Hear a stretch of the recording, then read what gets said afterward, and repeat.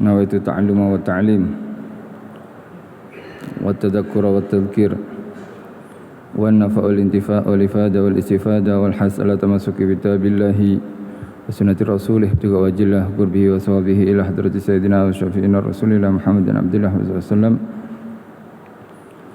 wa sanila ruhil imam hujjatul islam bil hamid Muhammad bin Ahmad al-Ghazali wa ila ruhil habib Salim bin Abdullah bin Umar Asyatiri wa ila arwahi walidina wa walidikum wa amwatina wa amwatikum wa amwatil muslimina ammah wa man ammara hadzal masjid sabiqan wa lahiqan wa man tasaddaqa fihi wa man abadallaha fihi innallaha yataghashahum birrahmah wal maghfirah wa yuskinhumul jannah wa yakhtimu lana wa lakum bil husna fi khairin wa lutfin wa afiyah wa ila hadratin nabi Muhammad sallallahu alaihi wasallam al-Fatihah.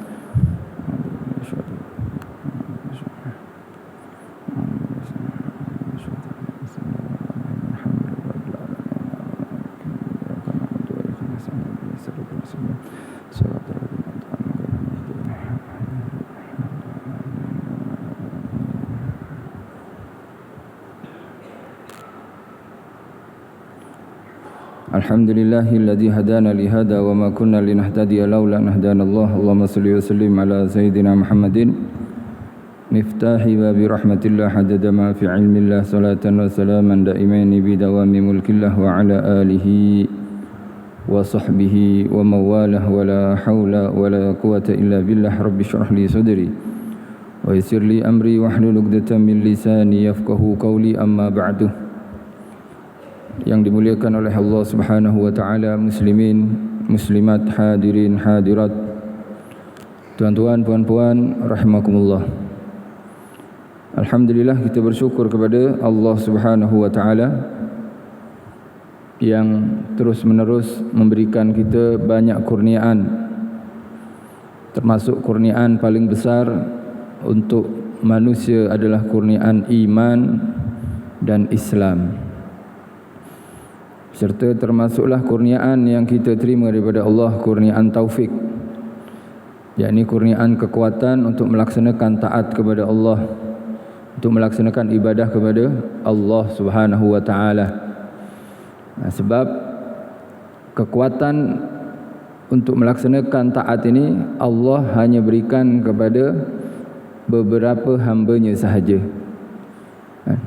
Ada orang yang mampu bermain bola sepak sampai 2 jam, mampu dia duduk sampai berjam-jam, tapi dia tak mampu langkahkan kakinya menuju rumah Allah Subhanahu wa taala. Kerana kekuatan yang diterimanya hanya kekuatan keduniaan, bukan kekuatan untuk ibadah kepada Allah. Oleh sebab itu, kita sampai di rumah Allah, kita iktikaf. Mungkin ada yang lupa belum niat iktikaf, niatkan iktikaf. Sebab setiap duduk kita di masjid, di rumah Allah SWT akan dikira ibadah, walaupun hanya diam sahaja. Mungkin kita berfikir masalah-masalah kita, tak berzikir, tak baca Quran, duduk, tapi telah kita niatkan iktikaf, Allah akan tulis pahala insya-Allah. Lebih-lebih kalau kita sekali ada majlis ilmu, atau sekali kita kalau tak ada majlis kita berzikir, membaca Quran, maka pahalanya akan berkali lipat ganda daripada Allah Subhanahu wa taala. Alhamdulillah, kita syukuri semua kurniaan tersebut dan mudah-mudahan kita termasuk orang yang sentiasa bersyukur. La in syakartum la azidannakum. Orang yang pandai bersyukur maka akan sentiasa ditambah nikmatnya oleh Allah Subhanahu wa taala. Wa la in kafartum inna azabi lasyadid. InsyaAllah pada kesempatan kali ini kita akan teruskan perkongsian kitab yang bernama Ayyuhal Walad. Kitab ini merupakan salah satu karya daripada Al-Imam Ghazali, kumpulan dan himpunan wasiat-wasiat Imam Ghazali kepada salah satu muridnya, dan itu sangat sesuai kepada kita. Dan sebelumnya sudah kita kongsikan beberapa nasihat, dan saat ini Kita akan kongsikan nasihat yang ke-11. Berkata Syekhul Islam wa hujjatul Islam, yakni Al-Imam Ghazali berkata, wahai anakku yang tercinta, intisari segala ilmu itu ialah bahawa engkau mengetahui cara mengerjakan ketaatan dan cara beribadah akan Allah Subhanahu wa taala. Banyak majlis-majlis ilmu yang kita hadiri, dan banyak buku-buku ilmiah yang kita baca. Intisari yang paling penting daripada majlis tersebut atau buku-buku tersebut adalah bila kita dapat mengambil dan mengetahui cara mengerjakan taat kepada Allah Subhanahu wa taala. Apalah artinya bila banyak buku kita baca, buku agama banyak kita baca tentang perdebatan, tentang perselisihan, tentang perbezaan, banyak kita baca, maklumat berada dalam kita, tapi kita tak tahu macam mana cara kita nak solat dengan yang benar, nak solat dengan cara yang betul, nak solat dengan cara seperti bagaimana Rasulullah sallallahu alaihi wasallam ajarkan. Sebab kenapa? Sebab banyak berlaku seperti ini. Masya-Allah, ilmu dia banyak. Bila dia dikatakan sejarah-sejarah madhab, dia tahu. Biografi para ulama ahlu sunnah wal jamaah, dia mengetahui. Riwayat hadis, dia tahu. Tapi bila solat jamaah, ada kesalahan yang dia buat. Cara jamaah dia tak tahu. Datang lambat. Ini banyak berlaku sebetulnya, dan sangat disayangkan. Lebih-lebih orang tersebut adalah orang masjid, orang surau, orang majlis ilmu, orang cendekiawan, orang yang suka membaca. Hadir solat jamaah, solat maghrib ke solat isya. Dan semalam ini berlaku ketika solat maghrib di sebelah saya sendiri. Apa yang berlaku? Kita datang lambat, sampai ke tempat solat jamaah ni lambat. Imam dah nak rukuk, istilahnya nak habis baca surahnya, rakaat pertama kita lambat. Jadi semalam imam ni baca surah tak panjang, Al-Kafirun. Qul ya ayyuhal kafirun la a'budu ma ta'budun wa la antum 'abiduna ma a'bud. Kita masuk, orang sebelah saya pun masuk. Allahu Akbar, kita baru sampai. Kemudian ketika kita baca Fatihah, kan sepatutnya terus rukuk kan, sebab imam sudah rukuk. Imam rukuk, Fatihah kita masih Alhamdulillahi Rabbil Alamin Ar-Rahmanir Rahim. Kita masih Ar-Rahmanir Rahim, imam dah rukuk. Apa yang dibuat oleh sebelah saya? Dia teruskan Fatihah. Dia teruskan Fatihah. Kan sepatutnya terus rukuk. Cara ibadah dengan jamaah bukan setakat ibadah seorang-seorang, tapi jamaah lebih penting.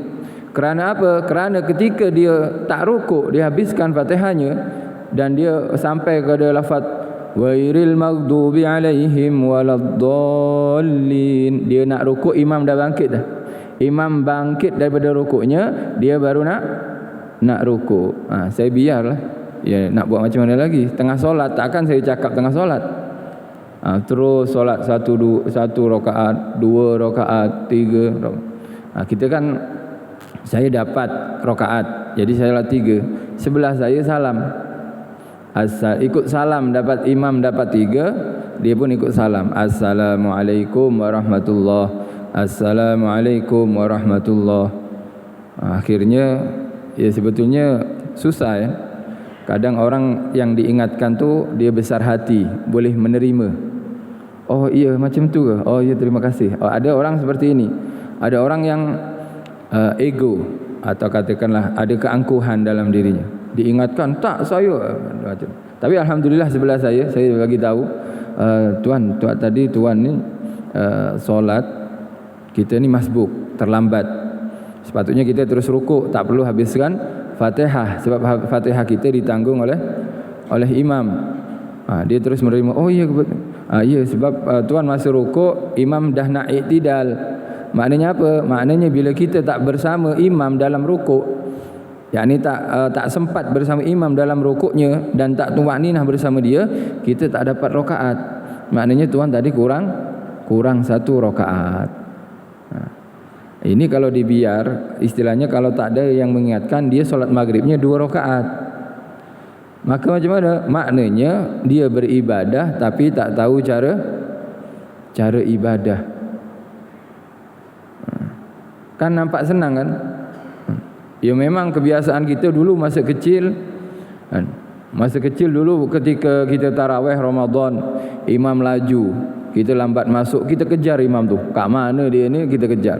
Imam sujud pun kita takbir Allahu Akbar, kita kejar rukuk lebih laju daripada imam. Sampai posisi kita sama dengan itu. Masih kecil, kita masih dimaafkan.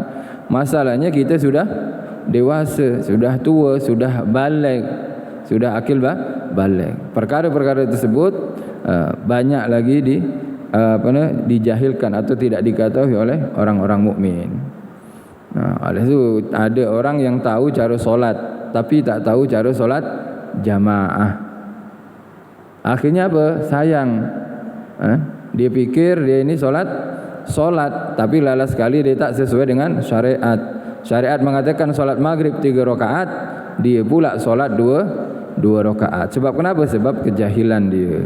Dan ini yang diingatkan oleh Imam Ghazali. Ilmu yang paling penting adalah ilmu yang membuat kita tahu cara mengerjakan taat dan ibadah kepada Allah Subhanahu wa taala.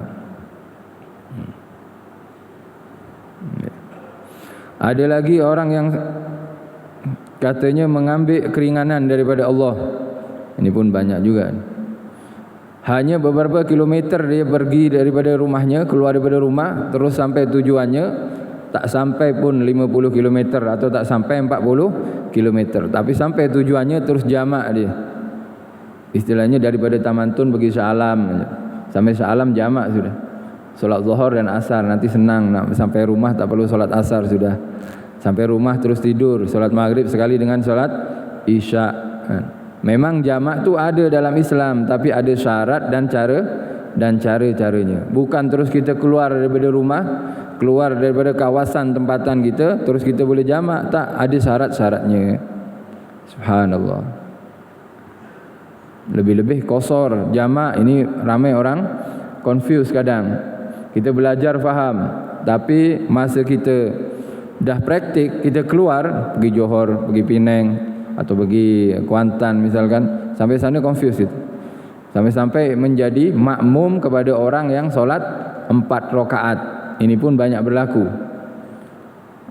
Ketika safarnya lebih daripada 100 km, dia dah berazam, saya niat jamak. Betul, benar, saya akan qasar, boleh. Masalahnya apa? Masalahnya ketika solat, dia pergi ke masjid, masuk, dia tengok waktu ni 5 minit lagi ni masuk Zuhur atau masuk Maghrib. Dia pergi ke masjid. Di masjid dia solat Zuhur dengan imam, tapi dia qasar, imamnya 4 rakaat. Sebab imam kan bukan musafir. Imam masjid adalah imam mukim. Jadi imam solat 4 rakaat, si makmum niat qasar 2 rakaat, dia salam. Tengok imam masih berdiri, takbir lagi, sholli fardul asri. Jadi mula-mula imam solat mula-mula kan imam solat Zuhur, makmum solat Zuhur juga baru sampai, betul. Tapi masalahnya imam solatnya sempurna 4 rakaat, si makmum usolli fardhu dhuhri qasron, saya qasar makmuman lillahi taala. Dapat 2, imam masih berdiri, dia kejar imam, dia selepas salam kejar imam, usolli fardhul asri qasron. Jadi salamnya sama-sama. Dia dapat 4 rakaat, imamnya dapat 4 rakaat. Tapi bedanya apa? Si imam Zuhur saja dapat, si makmum kononnya dapat Zuhur dan Asar. Pernah berlaku kan macam seperti ini kan? Ini tak sah sebetulnya. Sebab kenapa? Orang yang nak qasar tak boleh menjadi makmum kepada imam yang mutim. Tak boleh menjadi imam kepada orang yang solat sempurna 4 rakaat. Kalau nak qasar jadi imam, kalau berjamaah ya. jadilah imam atau solat seorang. Atau imam tersebut pastikan imam tadi adalah imam yang qasar juga. Sebab kenapa? Sebab kalau imam solat 4 rakaat, kita tak boleh qasar, kita kena solat 4 rakaat. Adapun nanti kedua nak jamak tu, solat asarnya kita boleh, tapi macam mana? Kita sempurnakan dulu 4 rakaat. Lalas sekali apa? Lalas sekali dia tak solat asar. Sebab kenapa? Syarat daripada qasar dia tidak laksanakan. Solat zuhur 2 rakaat yang sepatutnya dia 4 rakaat. Akhirnya tak dikira solat oleh Allah SWT. Ini dikarenakan apa? Dikarenakan kejahilan atau tidak adanya pengetahuan tentang cara ibadah. Alhamdulillah kita sekarang ni bukan seperti zaman dulu. Zaman dulu nak musafir kena naik bas, susah, tak ada handphone, tak ada digital, nak tanya-tanya tu susah. Kalau sekarang senang saja. Bila nak safar, ni pagi ni pukul 9 saya nak safar, sekarang boleh mesej apa? Ustaz-ustaz kita. Kalau malas nak mesej pun buka YouTube, buka apa, boleh tanya, boleh tengok di sana ustaz-ustaz yang kita percaya, mungkin dia ada videonya, dia mungkin ada majlisnya, kita boleh tahu di sana. Tapi kalau dulu macam mana? Tapi subhanallah, orang dulu lebih perhati, orang dulu lebih banyak mengetahui. Sekarang kemudahannya ada tapi tidak digunakan oleh orang-orang yang sekarang. Dan ini sangat-sangat diingatkan oleh Imam Ghazali. Carilah ilmu yang dapat menambah kita pengetahuan tentang melaksanakan ketaatan dan cara ibadah kepada Allah Subhanahu wa taala. Baik. Ketahuilah bahwasanya taat dan ibadah itu ialah mengikut aturan Allah taala pada segala suruhan. Yang dinamakan taat, melaksanakan perintah betul, tapi dengan cara yang betul, dengan cara yang diajarkan oleh Rasulullah sallallahu alaihi wasallam. Puasa,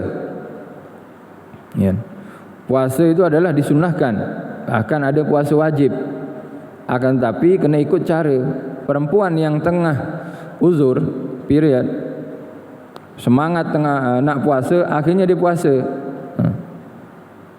Apa yang berlaku? Dosa yang dibuat. Sebab haram bagi orang yang perempuan tengah uzur untuk berpuasa, baik itu puasa qada atau puasa sunnah. Jadi kena ibadah ini kena mengikuti aturan Allah yang diajarkan oleh Rasulullah sallallahu alaihi wasallam. Orang solat seperti itu juga, Masya Allah, rajin solat, sampai-sampai lepas subuh pun dia solat. Ini selepas subuh, tapi alhamdulillah saya tak nampak sekarang ni orang yang solat ni. Kalau nampak pun mungkin dia qada mungkin ya. Ada orang selepas solat subuh berjamaah contohnya, atau dia solat seorang, solat sunnah mutlak, solat sunnah, Assalamualaikum warahmatullahi, Assalamualaikum warahmatullahi, selepas salam subuhnya bangun lagi solat sunnah. Solat sunnah apa ini tuan? Ba'diyah subuh dia kata.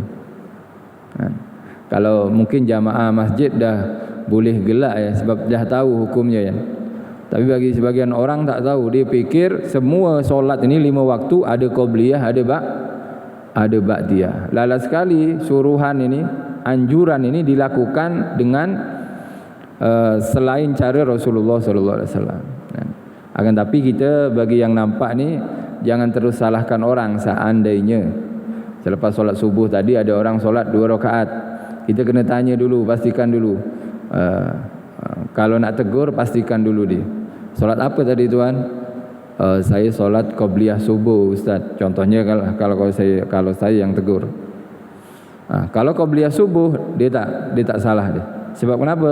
Sebab memang bila kita masuk masjid, kemudian sampai di masjid solat subuh sudah ditunaikan, didirikan, kan kita tak sempat nak solat qabliyah kan, maka kita dibenarkan untuk solat qabliyah selepas solat subuh.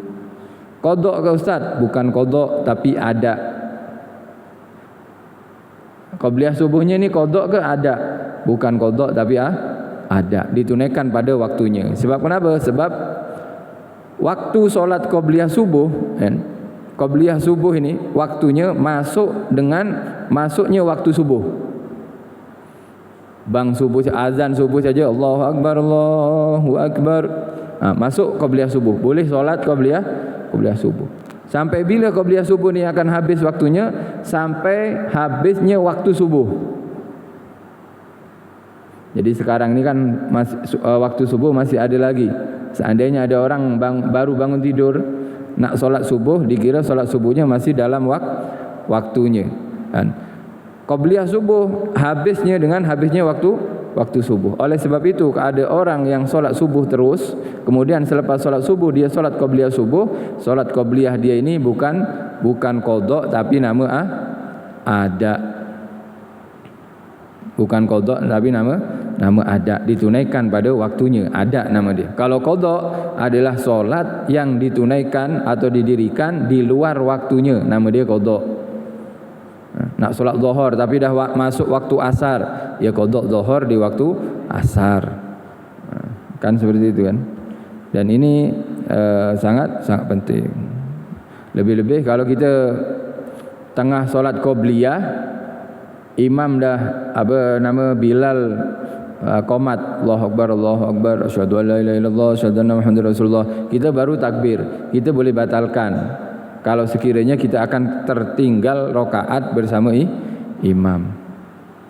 Tengah solat sunnah ni boleh dibatalkan sekiranya takut tertinggal. Oh tak, ini qomat, lepas qomat ni masih ada pengumuman selalunya, aqimus shalah, rapat dan luruskan shaf, imam masih akan tengok barisan kanan, soft kiri, akan tengok sebenarnya ni ada masih lagi. Kalau saya habiskan solat qabliyah saya akan masih dapat rakaat. Teruskan solatnya 2 rakaat qabliyah sampai habis, baru masuk pada jamaah. Akan tetapi bila kita masuk imam dah solat jamaah, jangan solat qabliyah dulu. Sebab kenapa? Muakkadnya, pahalanya itu lebih besar kita terus masuk jamaah daripada kita solat qabliyah. Kerana apa? Sebab qabliyah boleh dilakukan selepas solat fardu. Adapun berjamaah tidak akan diulang oleh imam. Tak ada seorang imam solat subuh 2 kali. Kenapa solat subuh 2 kali imam? Makmum ada yang lambat, ustaz saya nak subuh lagi. Tak ada seperti itu. Oleh sebab itu jamaah yang tak akan diulang itu lebih patut, lebih elok dikejar, ya, dicari, didapatkan daripada qabliyah yang boleh dilaksanakan selepas solat fardu. Tapi memang kadang kita nampak sebagian madhab, orang-orang yang dari luar Malaysia ini, dia punya madhab lain. Bila imam dah walaupun imam sudah waladdallin, dia baru masuk sampai masjid, dia solat qabliyah juga di belakang tu. Akhirnya dia tertinggal. Ini dia punya madhab lah kot, mungkin.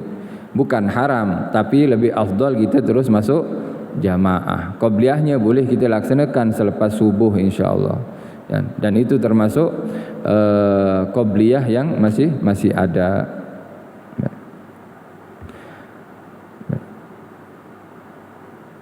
Taat dan ibadah ialah mengikuti aturan Allah pada segala suruhan, larangan dan perbuatan. Segala apa yang kau katakan dan segala apa yang engkau buat dan yang engkau tinggalkan hendaklah mengikuti peraturan syariatnya. Ini dalam syariat ini ada kalanya kita diperintahkan untuk diam. Untuk diam. Diamnya kita itu sesuai syariat. Contohnya apa? Contohnya di hari Jumat. Hari Jumat imam khatib tengah khutbah ni, dia asyik berbual dengan kawan sebelahnya. Ini haram hukumnya. Adapun tengah orang suruh cakap, suruh jawab, contohnya lah kalau ada sebagian ustaz ni suka tanya soalan. Saya nak bagi soalan satu. Waktu ada sebagian ustaz tunjuk terus, tuan yang sana tu. Habis kalau kuliah seperti ini, insya-Allah lari semua jamaahnya sudah. Ditanya solat apa yang haram selepas subuh, solat apa, lari semua lah tunjuk. Tapi ada kalanya memang ditanya. Ketika ditanya dia diam pula. Jadi sepatutnya dia bercakap. Macam mana ustaz bercakap saya tak tahu? Cakap tak tahu. Kan kalau seandainya lah, sebagian saya pernah ada kuliah ni, ada seorang ustaz katanya jamaah mengadu kepada saya, Ustaz senang, ustaz ni tak pernah tanya. Ada seorang ustaz ni, bila dia ditanya balik kita jamaah. Jadi pantang dicabar dia. Kalau ustaz ditanya, ustaz tanya ustaz. Sebelum ustaz tu menjawab, sebelum saya jawab pertanyaan tuan saya tanya dulu. Sunnah muakkadah, rawatib qabliyah yang ba'diyah yang tak pernah Nabi tinggal apa saja? Cuba jawab. Diamlah jamaah tu, kasihan dia, malu. Siapa orang yang tahu? Tahulah tapi tak semuanya. Kita kadang tahu lepas tu hilang sebab memori kita ni dah penuh dah. Memori orang tua ni kan dah penuh dah. Masuk saja keluar lagi. Keluar tangga sikit dah jatuh-jatuh ilmu dia dah. Dah tak ingat sudah. Jadi ketika ditanya balik orang ni malu, dia tak boleh jawab. Tak boleh jawab kan? Saya tak nak jawab jawapan awak. Kalau awak boleh jawab, saya akan jawab soalan awak. Wah, takut juga jamaah kalau seperti ini. Jadi ustaz tu pandai juga dia nak lari daripada jawapannya. Daripada saya menjawab salah, baik saya tanya dia kan. Tapi Allah wa'lam. Alhasil dikatakan segala perkataan kita dan diamnya kita ini sesuai dengan syariat Allah Subhanahu wa taala. Jangan di syariat kita disuruh, diperintah diam, kita berbual, kita bercakap, kita borak seperti khutbah Jumat misalkan, atau dalam syariat bila ada baca Al-Quran kita suruh diam. Dikatakan dalam satu hadis Nabi Muhammad sallallahu alaihi wasallam bersabda, "Innallaha yuhibbu sumta fi salasati asya." Allah cinta kepada orang yang diam di 3 perkara, di 3 keadaan. Ini sunnah ini. Kalau di khutbah tu wajib diam. Sebab kalau tak diam kita tidak akan dikira tak akan mendapat pahala Jumat. Dalam satu hadis riwayat Imam Bukhari dan Muslim daripada Sayyidina Abu Hurairah radhiyallahu anhu, sesungguhnya Allah mencintai diam, suka dia. Orang tu kalau diam Allah suka pada orang ni di 3 perkara, di 3 keadaan. Yang pertama adalah indaz zahfi, ketika perang. Ketika pasukan muslimin dengan pasukan musyrikin kafirin bertembung, maka disunnahkan bagi muslimin tu diam. Jangan menjerit. Jangan aduh. Sebab orang menjerit itu tanda ketakutan, rasa takut. Kita sekarang saja kalau takut kita nyanyi kan. Nak pergi rumah kawan, malam-malam pukul 2 bangun. Ini rumah nampak seram ni. Nak pergi tandas pun takut, sambil menyanyi dia. Keluarkan suara. Kenapa? Nak tenangkan jiwa. Dirinya tu takut. Kalau tak dia akan tepuk-tepuk badannya macam ni. Takut buat kebisingan. Dan dalam perang tak boleh.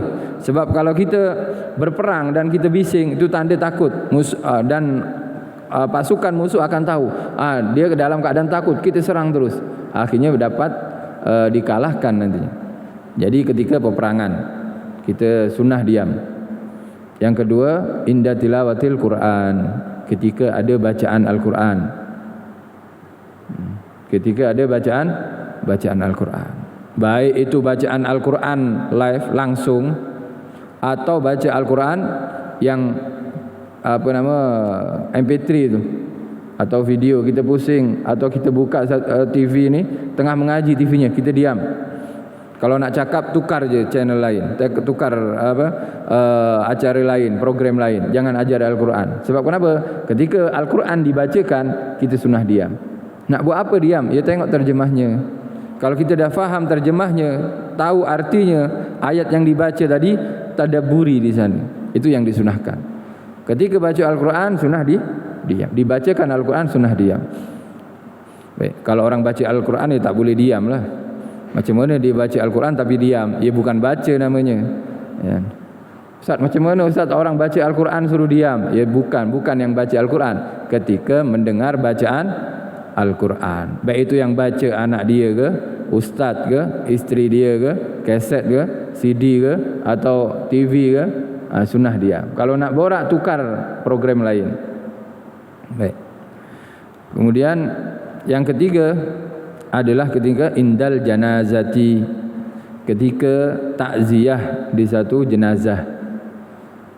jenazah semalam solat di Subang Jaya SS 15 sana, ada jenazah selepas solat Jumaat. Ketika jenazah ini dikeluarkan, makruh bagi kita borak.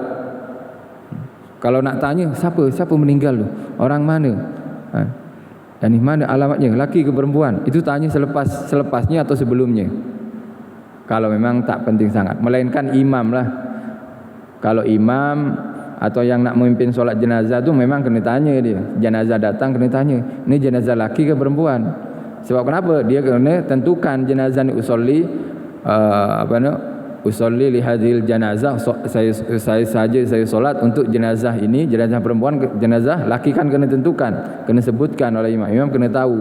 Pertanyaan ucapan atau soalan daripada imam itu masih disunahkan. Tapi untuk orang yang lain tak ada kena mengena, kita makmum masih asyik nak tanya siapa yang mati ni, mana, rumah mana, alamat mana, tu orang yang banyaklah cerita dia. Kalau nak tanya tu selepas jenazah tu tak ada. Jenazah selepas disolati, jenazah belum dihadirkan, baru kita tanya. Selepas jenazah tu keluar, kita diam sudah. Nak buat apa diam, Ustaz? Jenazah, ya tengok jenazah tu, bayangkan kita yang ada dalam keranda. Ya Allah, bertuah orang ni, meninggal hari Jumaat, nenek daripada Pak Cik saja ni, semalam orang Subang Jaya, meninggal malam Jumaat, yang solat ramai, itu perlu dihayati orang, difikir.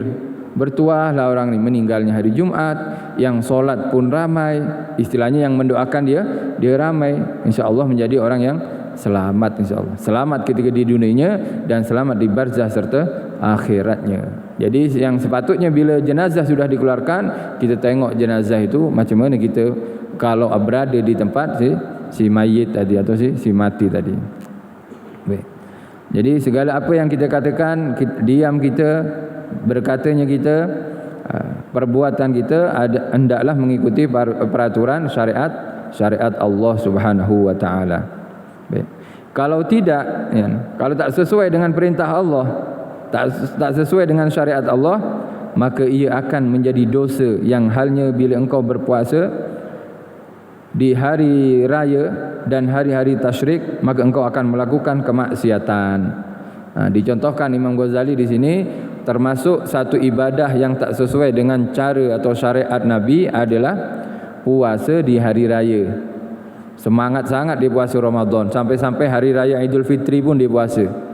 Ini haram. Saya tengah semangat, Ustaz, tak boleh dihentikan ni. Kalau saya berhenti puasa, saya nanti tak suka puasa. Saya nak puasa terus.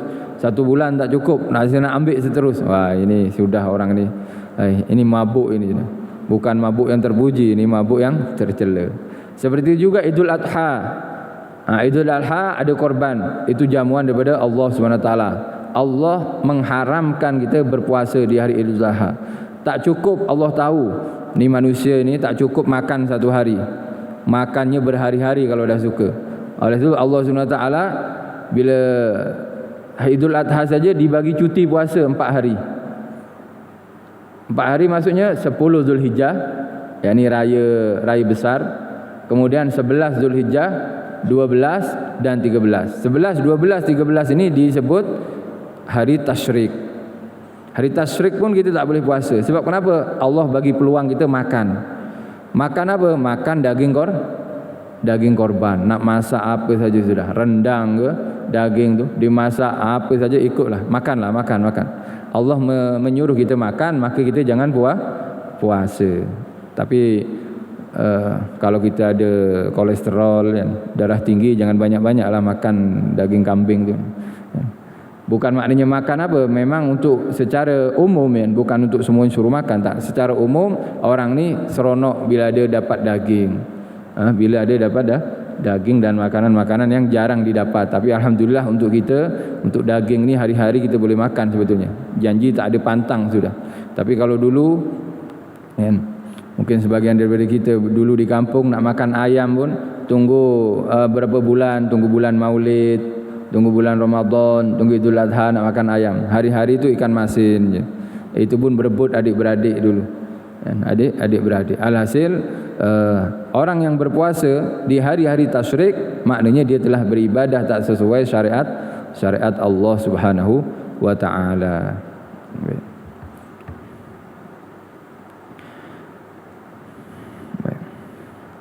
Begitu halnya seandainya engkau sembahyang memakai pakaian yang dicuri. Wah, ini masuk pada tasawuf sudah ya. Masuk pada tasawuf. Sebetulnya untuk kita solat ini, syaratnya orang yang solat, tak kisah itu solat apa, solat fardu atau solat sunnah, bila sesuai dengan syarat-syarat dan rukunnya, solatnya itu dikira sah. Termasuk syaratnya kan suci, menutup aurat, menghadap kiblat, tempat, pakaian, badan dia suci semuanya, menghadap kiblat. Orang ni solat, sah solatnya sudah, dengan berpakaian yang menutup auratnya, dengan tempat yang dia solat pun suci juga, dengan badan yang sudah dibersihkan daripada hadas kecil dan hadas besar. Semua rukun-rukun solat dia buat, sah solatnya. Akan tetapi masalah bila pakaian yang dia pakai adalah pakaian hasil korupsi, hasil rasuah misalkan, hasil mencuri misalkan. Memang dia branded, dia punya baju tu mahal ni baju dia. Harga berapa baju dia? 15,000. Kan ada sampin saja sampai 20,000, kan ada sampin 20,000. Jadi solat subuhnya berjamaah pakai sampin baju Melayu. Sampinnya 20,000, 30,000. Itu sampin saja ya, bukan seluarnya ya. Ya bukan maknanya berpakaian sampin saja tak. Itu sampin saja harganya 20 sampai 30,000. Tapi masalahnya duit hasil duit yang digunakan untuk beli sampin adalah duit haram. Secara syariat sah solatnya. Secara syariat sah. Kalau kita nak katakan sah ke Ustaz, saya solat dengan sampin ni. Sampin apa ni? Sampin haram. Kenapa? Saya dulu mencuri Ustaz sampin ini Ustaz. Saya tipu kawan saya. Ya. Saya ambil 2, saya bagi balik 1. Yang 1 saya cakap bagi dia, hari itu saya ambil 1 lah. Apa pula engkau nak minta 2 dari saya? Jadi yang 1 dia dicuri. Contohnya seperti inilah kes dia. Akhirnya beraya pun dengan sampin mahal dia. Sah solat Idul Fitrinya, sah solat subuhnya, ya sah, dikatakan sah. Tapi tak ada pahala, bahkan dia berdosa.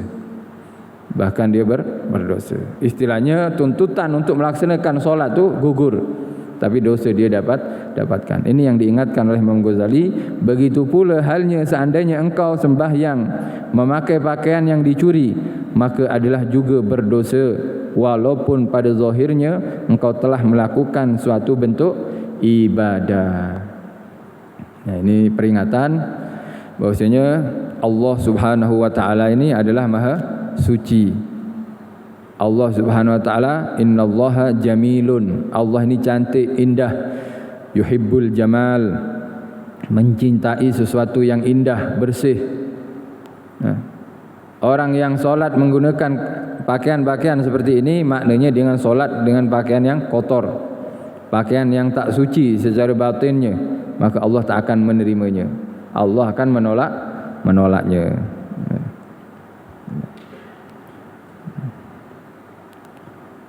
Jalan keluarnya macam mana? Jalan keluarnya bagi balik sampin itu. Jangan terus pakai saja. Kembalikan sampinnya, baru dia akan diterima taubatnya. Ustaz alang-alang mencuri Ustaz, sudah saya simpan saja Ustaz. Tak boleh, haram hukumnya, tak diterima taubat seperti ini.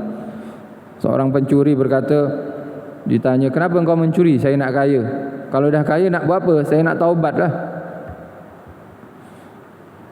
Jadi ada kesempatan nak rasuah, nak korupsi, nak mencuri, dia mencuri banyak-banyak. Selepas duit dah terkumpul satu rumah, satu bilik penuh duit semua, dan itu semua dolar semua, USD semua, dia baru nak taubat. Saya taubat. Adakah orang ini diterima taubatnya? Tak. Taubatnya adalah dengan cara kembalikan harta-harta yang dia curi kepada pemiliknya. Baru akan diterima ibadahnya oleh Allah Subhanahu wa taala. Baik. Ini sudah masuk waktu syuruk sebetulnya. Tapi selalunya kalau saya solat subuh ni, sebetulnya kuliah paling susah tu kuliah subuh sebetulnya. Sebab kenapa? Tantangannya itu menghadap orang ngantuk. Kadang penceramah sendiri pun ngantuk. Lebih-lebih jamaah yang tak ceramah kan. Tertidur senanglah tak cakap. Saya yang ini ngantuk pun kena cakap juga saya. Oleh sebab tantangan yang seronok tu kuliah maghrib, kuliah Jumat itu. Orang-orang tengah tegas baru makan. tengah segar macam. Tapi kalau subuh ini memang insya-Allah pahala ustaz tu lebih sabar sikitlah. Pahala sabarnya lebih. Alhamdulillah. Tapi di sini di Masjid At-Taqwa ini tak ramai lah yang ngantuk. Ngantuk pun paksa-paksa bangun. Alhamdulillah. Mudah-mudahan Allah membalas insya-Allah usahanya. Selalunya kalau saya kuliah subuh, saya akan pada bagian tempat ini sudah syuruk, tapi saya akan teruskan sampai masuk waktu solat syuruk. Ini solat kan syuruk tu itu dah berkedip-kedip 7.04. 7 yakni pukul 7 4 minit ini masuk syuruk. Syuruk yang dimaksud di sini adalah akhir daripada solat subuh. Jadi kalau ada orang baru bangun nih, jangan niat adaan sudah qadaan. Sebab kenapa? Solat subuhnya sudah habis. Waktu solat subuhnya sudah habis. Lepas tu saya baru bangun, tak boleh solat ke Ustaz? Wajib solat. Solat apa? Solat qada tapi. Walaupun baru bangun ini wajib dia solat. Ditengok dosa ke saya? Tengok tidurnya lah tadi. Kalau memang tidurnya daripada sebelum subuh pukul 2, pukul 3 baru tidur, tak sedar-sedar baru bangun, bangun-bangun dah 7-6 minit, dia tak dosa dengan dia meninggalkan atau dia mengqada solat subuh. Akan tetapi kalau orang ni azan tadi dia bangun, tapi dia tangguhkan, ajak lagi lah solat. Lala sekali terlajak tidurnya sampai 7-6 minit, dosa orang. Sebab kenapa? Ketika masuk waktu subuh dia dah bangun, tapi dia tak terus solat. Sampai-sampai keluar waktu solat, ini dosa. Termasuk qada yang fauri, qada yang wajib disegerakan. Kalau tak disegerakan dia akan ditulis dosa. Maksudnya apa? Maksudnya waktu subuh dah masuk, Allahu Akbar, Allah azan subuh. Orang ni bangun, subuh. Jap. Tidur lagi sekejap. Lala sekali dia terlajak sampai keluar waktu subuh. Bagi orang ni qada subuhnya kena cepat. Jadi kalau bangun 7 minit, ini baru bangun orang ni. Ya, wallahu alam siapa yang di rumah sana lah. Kalau sekarang bangun dah solat gitu. Ya. Yang di rumah sana baru bangun. Padahal dia waktu subuh tadi dah sedar. Maknanya dia terus wajib baginya ambil wuduk terus sembahyang. Kalau dia tangguh, saya nak qada pukul 9 nantilah. Maknanya daripada 7 menit, 7:08, 7:09, pukul 8, pukul 9, 10, 11 sampai 9 tu sampai dia qada dikira dosa terus. Sebab kenapa? Dia sengaja tak nak solat padahal dia sedar. Dia sedar waktu solat sudah masuk. Alhasil 7-4 minit ini adalah waktu keluarnya waktu subuh. Dan kita masih tidak dibenarkan solat sunnah. Termasuk solat sunnah yang dilarang adalah solat selepas subuh. Sampai bila? Baik, solat selepas subuh itu tidak disunahkan, solat sunnah mutlak. Dan juga solat ketika terbit matahari. Inda tulu'i syamsi. 7-4 minit ini matahari baru terbit. Kalau tadi subuh tu fajarnya yang terbit fajar. Kalau sekarang terbit matahari. Termasuk solat sunnah yang diharamkan, solat sunnah mutlak atau solat sunnah sababun mutaakhir yang diharamkan adalah ketika terbit matahari sampailah matahari terangkat satu gala. Sekarang 7.4 ni kan baru terbit mataharinya. Tunggu terangkat satu gala. Berapa satu gala? Dalam ilmu falak satu gala ni 4 darjat. Tunggu 4 darjat kemudian baru boleh solat sunnah isyraq nama dia. 4 darjat ni berapa? Satu darjatnya 4 minit. Sebagian ulama mengatakan satu darjat sama dengan 4 minit. Jadi 4 dikali 4 sama dengan 16 minit. 16 minit sesudah 7.4 minit ni. Maknanya pukul 7 4 minit ditambah 16 sama dengan 7.20 minit. Selalunya saya kalau kuliah sampai masuk waktu isyraq. Wallahu a'lam diizinkan ke tak diizinkan. Sebab kenapa? Sebab sayang. Sesuai sabda Nabi Muhammad SAW, sayang apa? Ada pahala besar nantinya kita. Sebab kita kalau bersurai sekarang ni, saya tutup kuliahnya, ada sebagian kita terus balik rumah ada yang ngopi terus, tak solat isyraq nantinya. Solat isyraq itu terlepas. Padahal ada satu hadis Nabi Muhammad SAW, ini hadis sahih daripada Sayyidina Anas bin Malik, selalu kita dengar ni. Man shallal fajra fi jama'atin summa qa'ada yadhkurullaha hatta tatlu'a syamsa summa shalla rak'atain kanat lahu ka ajri hajjatin wa umratin tammah. Nabi bersabda, siapa yang solat fajar, yakni solat subuh berjamaah, solat subuhnya berjamaah, alhamdulillah kita berjamaah tadi, kemudian dia duduk yadhkurullah, berzikir kepada Allah, majlis zikir atau majlis ilmu, bahkan majlis ilmu ini lebih mulia daripada majlis zikir. Dia duduk hatta tatul asam, sampai terbit matahari, maksudnya sampai masuk waktu solat isyraq. Summa shalla rak'atain, ketika masuk solat isyraq dia solat 2 rakaat. Jadi sambil menunggu itu solat isyraq. Ketika dah masuk solat isyraq dia solat 2 rakaat, maka untuknya adalah pahala haji dan umrah tamatan, sempurna. Dan ini yang kita ingin kita dapatkan. Haji dan umrah pahalanya sempurna. Tak ada riya, tak ada ujub, tak ada sombong dalam hajinya, tak ada nak mencaci orang, tak ada nak memaki, tak ada nak menghina orang. Susah. Sebab kalau kita haji kan jumpa jenis-jenis manusia. Ada jenis manusia tak tahu aturan, ada tak tahu akhlak. Lalas sekali tengah menunaikan manasik haji, tengah ibadah haji, dia maki orang tu, dia caci orang tu, disakiti orang tersebut. Akhirnya pahalanya tak sempurna. Jadi orang yang haji pun kadang pahalanya tak sempurna. Tapi alhamdulillah Allah Subhanahu wa taala memberikan kesempatan bagi orang-orang yang bukan di Mekah, bukan di musim haji dan bukan tengah melaksanakan haji, dia boleh dapat pahala haji dan umrah sempurna. Pahala haji dan umrah yang sempurna seperti apa? Yakni haji yang tak ada cacian, haji tak ada makian, haji yang tak ada menghina orang lain. Haji seperti ini sempurna ibadahnya.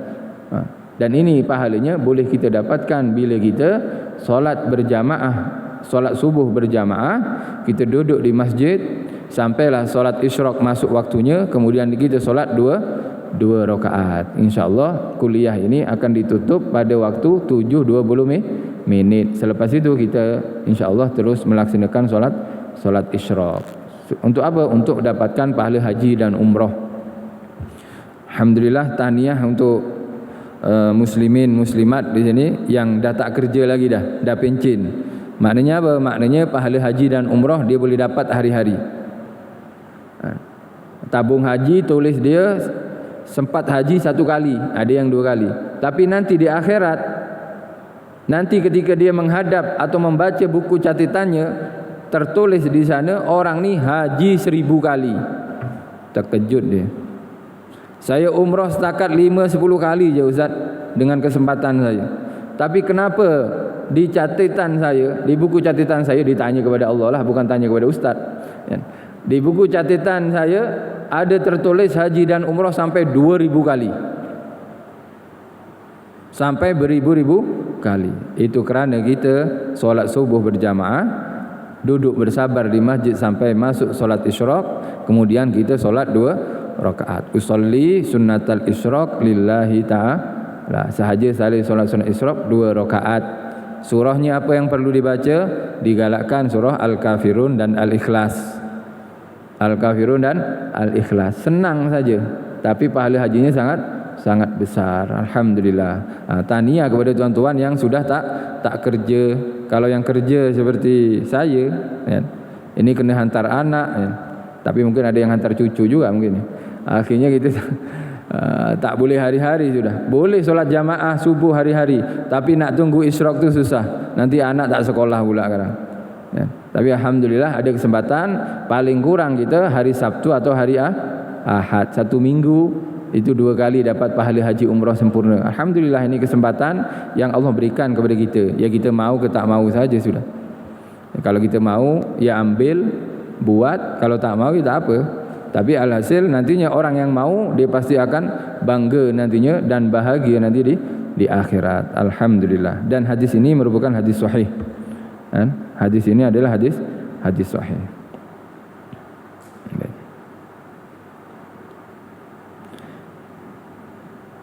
Baik, kita sambung seperti yang dikatakan oleh Al-Imam Ghazali, 5 minit lagi, 4 minit mungkin insyaAllah.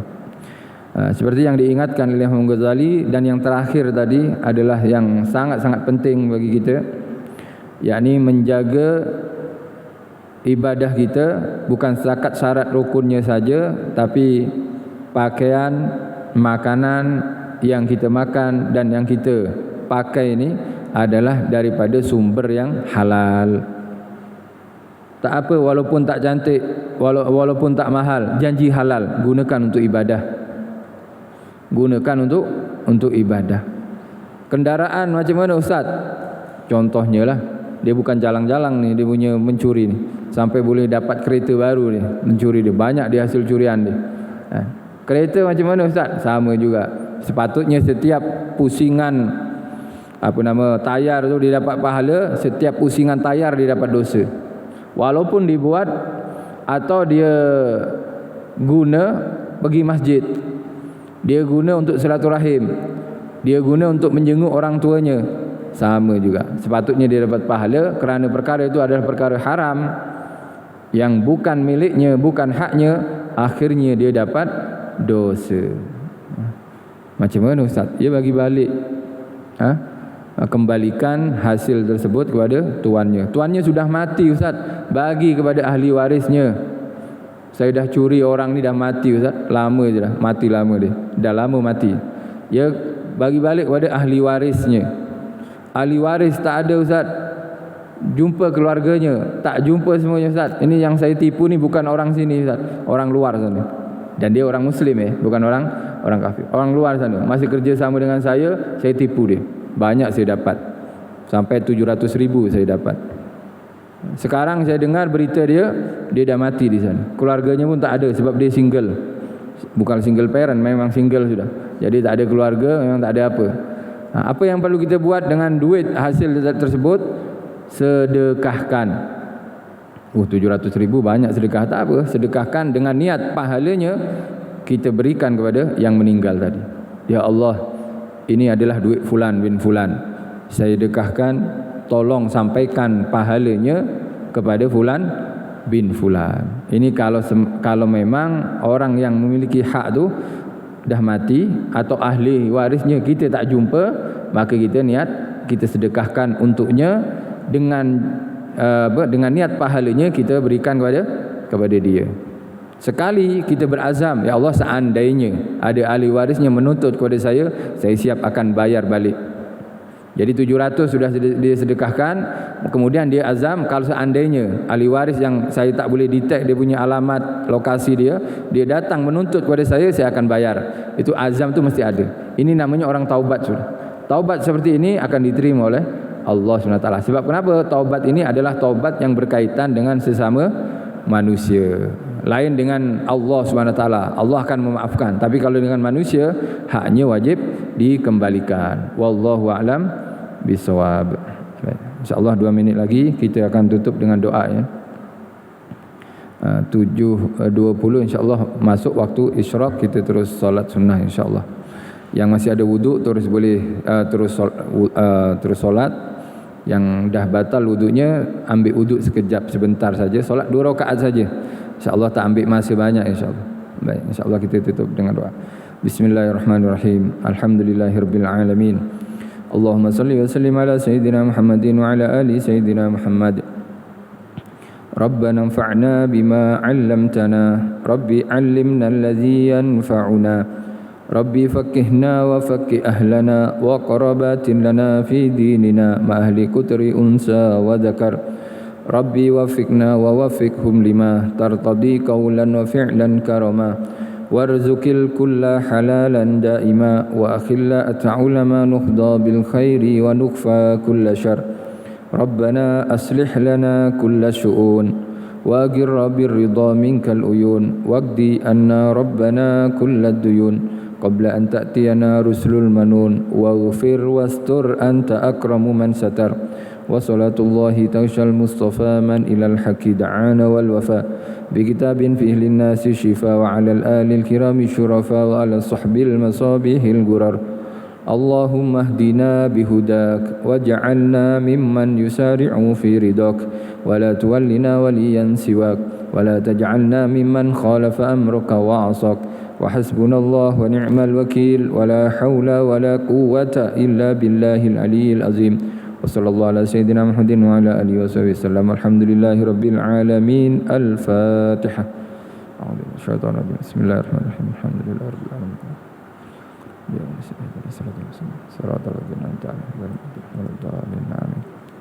Jazakumullah khairan katsira. Terima kasih semuanya atas perhatian. Salah silap, kekurangan, kasar dalam ucapan atau perkataan mohon dimaafkan. Wabillahi taufiq wal hidayah war ridha wal inayah. Assalamualaikum warahmatullahi wabarakatuh.